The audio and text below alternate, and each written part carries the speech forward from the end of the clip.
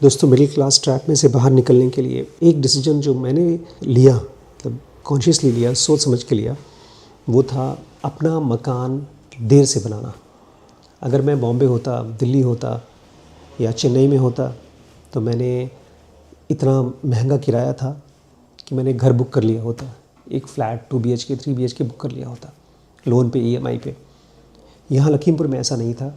ये छोटा शहर है, काशीनगर में पहले थे, एक छोटा सा एरिया है काशीनगर, वहाँ पर मेरे 3 BHK मैंने लिया था, घर लिया था। उसका किराया था 7,000 रुपये। उसमें मैं रहा होऊंगा मुश्किल से 1.5 साल या 2 साल रहा होऊंगा। उसके बाद जो मैंने नेक्स्ट घर लिया था वो भी बहुत अच्छा था। वो 2 BHK था। घर के बाहर, मतलब हम सेकंड फ्लोर पे रहते थे, ग्राउंड फ्लोर पे हमारे मकान मालिक रहते थे। बहुत सुंदर गार्डन था, पीछे टेरेस था, लेकिन उसकी रेंट थोड़ा सा इस वाले से ज़्यादा था। उसका हमने 12,000 दिया है और हर साल 500 रुपये बढ़ जाते थे। वहाँ पर हम लोग रहे होंगे, करीब 5 से 6 साल रहे होंगे। तो 2 साल यहाँ, 6 साल यहाँ, तो 8 साल। और उसके बाद करीब 1-1.5 साल हम लोगों को लग गया अपनी ज़मीन खोजने में। तब भी हम यहीं रहते थे। तकरीबन 10 साल लग गए। 2020 में हमारा घर रेडी हुआ था। 2011 में लखीमपुर आए थे और 2020 में हमारा घर बन के रेडी हुआ। तो ये जो हमने अपने घर को लेट से बनाने का डिसीजन लिया, 10 साल, ऑलमोस्ट 9-10 साल लग गए। इसने भी मुझे हेल्प किया मिडिल क्लास ट्रैप में से बाहर निकलने के लिए, क्योंकि मेरे पास जो भी सेविंग्स हुआ करती थी उसको मैं इन्वेस्ट करता था ज़मीनों में या अपने काम में। अगर मैंने वो सारा का सारा फ्लैट ख़रीद लिया होता और EMI भर रहा होता तो मैं कभी भी अपने खुद के स्टार्टअप पे काम नहीं कर पाता, क्योंकि एक कुशन पीरियड चाहिए होता है, जिसमें आप मेंटली सोच सकें कि आपको क्या ख़रीदना है। मैंने बहुत इन्वेस्ट किया बुक्स पे, तो वो सब इन्वेस्टमेंट मैं शायद अगर EMI में फंसा होता तो सोच भी नहीं पाता।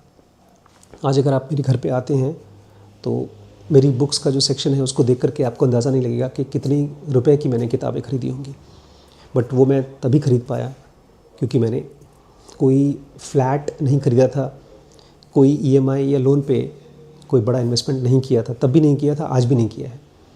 तो अगर आप ये जो अंदर में खुड़क निकलती है कि मुझे अपना मकान चाहिए, जल्दी से जल्दी चाहिए, अगर आप इससे अपने आप को रोक सकें, तब तक जब तक कि आपके पास एम्पल ऑफ मनी नहीं है अपना खुद का मकान बनाने के लिए, तो भी आप मिडिल क्लास ट्रैप में से बाहर निकल सकते हैं। क्योंकि जो कुशन चाहिए आपको, जो टाइम चाहिए, जो पैसा चाहिए अपने स्टार्टअप के साथ में देने के लिए, वो तो आपको चाहिए ही चाहिए।